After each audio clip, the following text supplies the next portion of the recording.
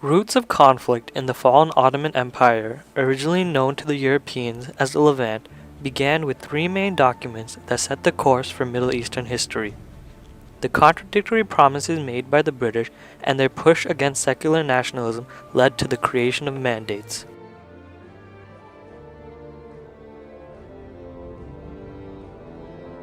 The rapid development of industry gave Europeans the desire to colonize lands in the Middle East.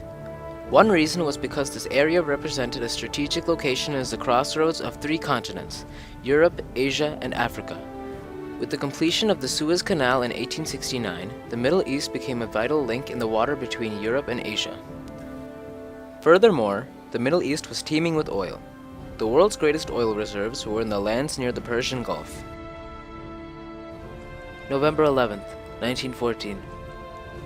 The Ottoman Sultan Mehmed V declared a holy war against the Triple Entente during the early days of World War I.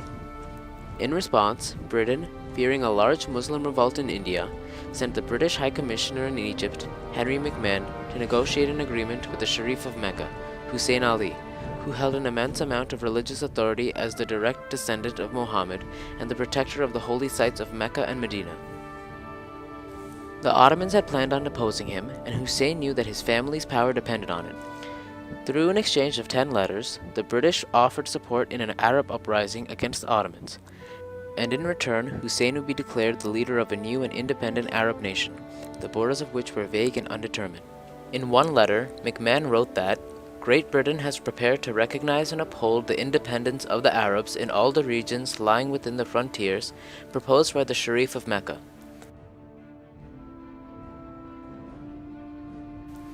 The decline of the Ottoman Empire in the region provided Europeans the opportunity to take advantage of the power vacuum left.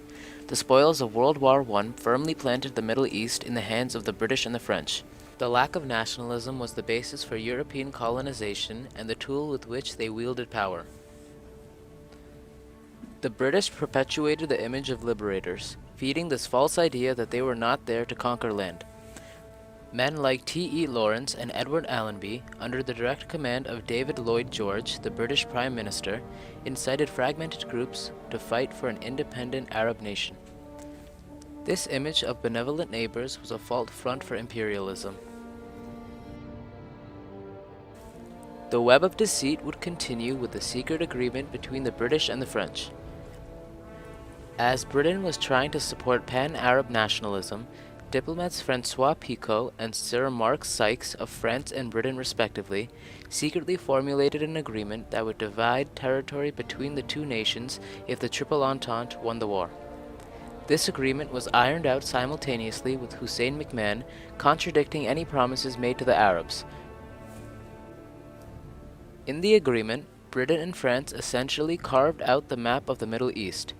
The key terms of the treaty included that France and Great Britain are prepared to recognize and protect an independent Arab state or a confederation of Arab states in the areas A and B marked on that next map under the suzerainty of an Arab chief. That in Area A, France, and in Area B, Great Britain, shall have priority of right and enterprise and local loans. That in Area A, France, and in Area B, Great Britain, shall alone supply advisors or foreign functionaries at the request of the Arab state or confederation of Arab states. Many people in these newly established, these newly created Arab states felt that the borders had been drawn for the convenience of the British and French colonialists and had no real legitimacy. And through the First World War, when they lived under Ottoman rule, of course, these borders were no more significant than the border between New York and New Jersey. They were provincial boundaries. So many people felt that the divisions, the very existence of these states was of dubious legitimacy, imposed for the convenience of the colonialists, and that the Arabs should overcome those divisions and eventually seek some form of unity. When this agreement was leaked by the Russians, the British responded by publishing the Balfour Declaration, with the hope that they would gain support from Zionists and distract those in the region by promising additional lands, stating that His Majesty's government view with favor the establishment in Palestine of a national home for the Jewish people, and will use their best endeavors to facilitate the achievement of this object, it being clearly understood that nothing shall be done which may prejudice the civil and religious rights of existing non-Jewish communities in Palestine, or the rights and political status enjoyed by Jews in any other country. Hussein was promised an independent Arab nation, but now Britain was establishing a Jewish state and essentially laying the foundation for Jewish-Arab enmity. The 6 days at Paris determined the future of the Middle East, drawing boundary lines in the desert. Wilson's idealism was projected through his policy of self-determination, which was addressed in his 14 points and refuted by the Europeans, who had large colonial holdings and no desire to relinquish them. France and Britain subdivided the land that they claimed from the Sykes-Picot Agreement, creating French-controlled Lebanon with a Christian majority and Syria with a Muslim majority, and British-controlled Iraq, Palestine, and Transjordan. These boundaries had no historical significance, and the political figureheads that were placed on throne had no claim to the land or its people. The creation of mandates was a turning point because it set arbitrary boundaries and linked individuals oftentimes culturally and ethnically disconnected. The British and the French had the big guns and ultimately used force, including aerial bombardments, to enforce their will. And then you had, for decades that followed, a long, difficult struggle by national movements in each of these countries to achieve independence and reverse this imposition of British and French colonial control. Drawing the lines in the sand, Britain forged together people on the basis of arbitrary boundaries and false promises which fueled distrust and animosity. Stripped of their cultural and ethnic traditions, the individuals in the region were assigned new nationalities and new leaders under the idea that they would benefit from this change. The idea of Arab independence was nothing more than British manipulation, and this gave rise to a search for an identity. In the past century, the world has witnessed the repercussions of the contradictory promises made during World War I. Dominant Western powers meddling in the Middle East, the lack of nationalism, and the use of puppet monarchs were nothing more than key ingredients in the volatile mixture of the Middle East. More recently, the Arab Spring has revitalized the struggle for secular nationalism and more representative government, making it clear that the roots of conflict planted nearly a century ago will perpetuate for years to come.